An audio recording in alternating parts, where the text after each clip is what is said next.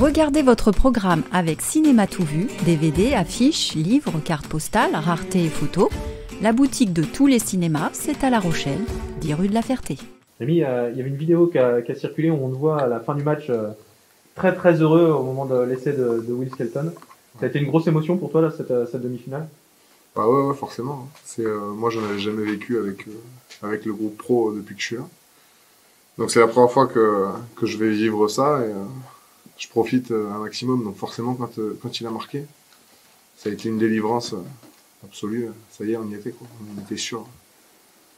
On y était, quoi. Twickenham. Voilà. Voir ton club formateur passer 32 points au Leinster, ça t'a...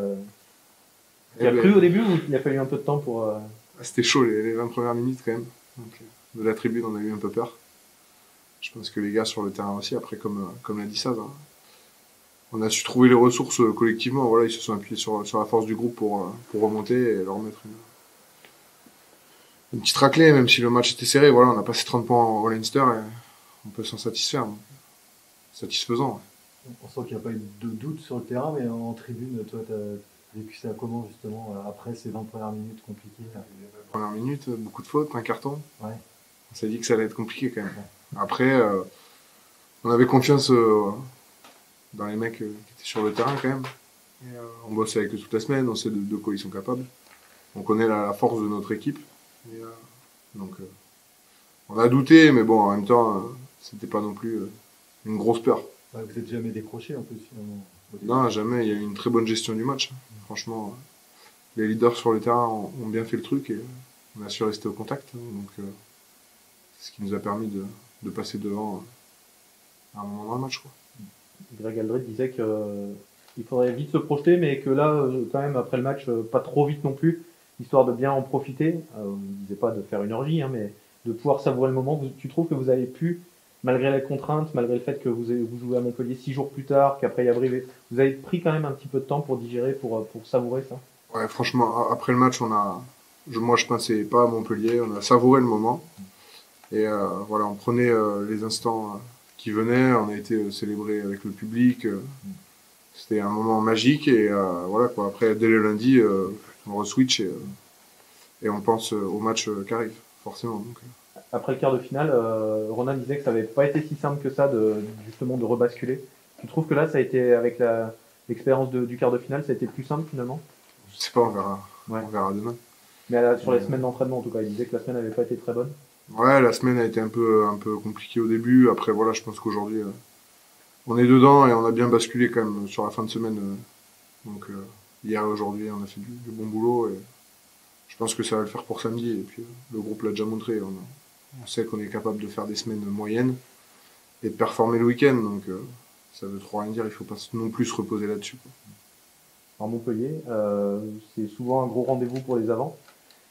Comment tu l'envisages, toi, ce match? On s'attend à un gros combat. Hein. C'est leur marque de fabrique un peu depuis quelques années.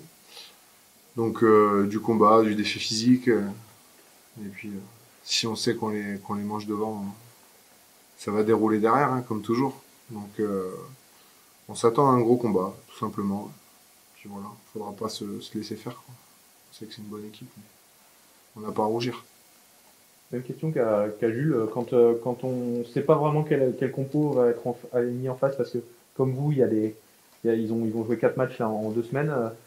Vous le dites d'habitude, mais là vous êtes concentré que sur vous et vous avez regardé presque pas tellement leur système, non, juste les vôtres. Comment vous avez fait?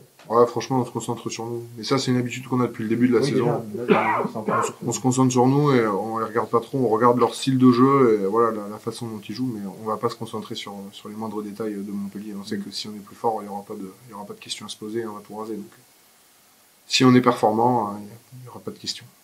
Et le fait d'enchaîner les matchs là, tous les 3-4 jours, est-ce que ça change l'approche ou est-ce que comme le groupe va être un peu divisé en deux, enfin, comment ça se passe pour vous un peu? Pour l'instant, on s'est entraîné tous ensemble. Bon, il y a eu quelques mecs mis en repos après la demi, mais le groupe reste soudé et en bloc pour préparer ces 3 matchs qui arrivent. Donc, ça change pas trop de d'habitude.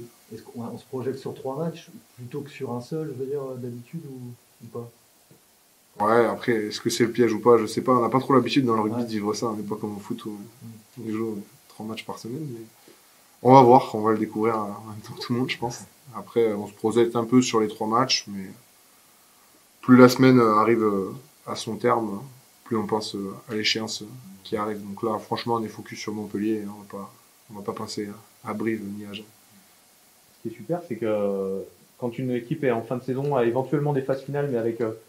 Alors, c'est super non, parce que c'est dû au contexte Covid et tout, hein, donc c'est pas ce que je veux dire, mais que parfois, tu as un staff qui est tenté de laisser la même équipe pour garder une dynamique et du coup d'aller jusqu'aux phases finales en gardant un peu le même groupe. Là, avec ce contexte-là, ça oblige le staff entre les phases finales de Coupe d'Europe et ces 3 matchs de championnat à vraiment remettre tout le monde dans le bain, et du coup, tout le groupe est vraiment mobilisé sur les matchs, pas simplement sur la préparation de la semaine.